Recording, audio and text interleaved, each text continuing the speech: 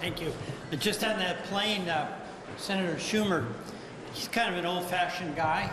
He puts like national security ahead of presidential traveling comfort.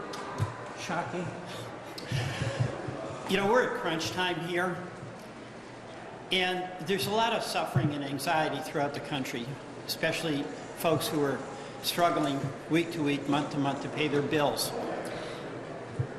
And we're at a moment where that suffering is going to be intensified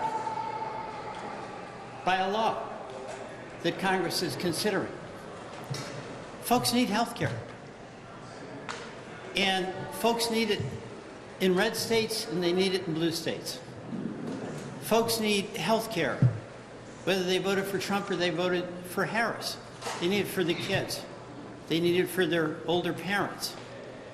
And we are on the cusp of voting on a bill that makes it legal to boot seniors out of nursing homes, that makes it legal to deny disabled kids Medicaid, that makes it legal to move to a different topic, to take $2 for a meal that's provided by SNAP off the table. This is what we're actually considering, to make it legal to take away health care for kids and for seniors. That is so outrageous.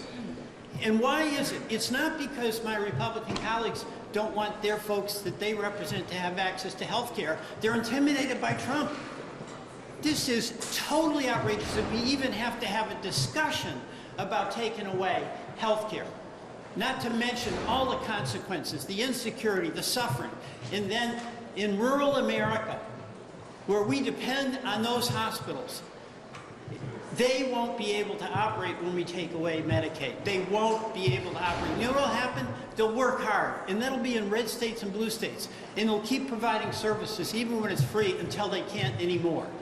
And it's an absolute disgrace that this Congress is even having a discussion about taking away health care from children, from seniors, from disabled people. We don't need to do it. And in the version of fiscal responsibility that the Republicans have to pay for this tax cut that largely goes to billionaires and to very wealthy people. And by the way, in Vermont, when I walk around, people are not saying, Peter, where's my tax cut? They're saying, what's happening to my health care? They're saying, what's happening to my ability to feed my kids? That's what they're asking me, not about this health care. The version of fiscal responsibility is to pay for it by taking away health care, by taking away food stamps, by taking away Meals on Wheels. No is the answer. Thank you, Peter. And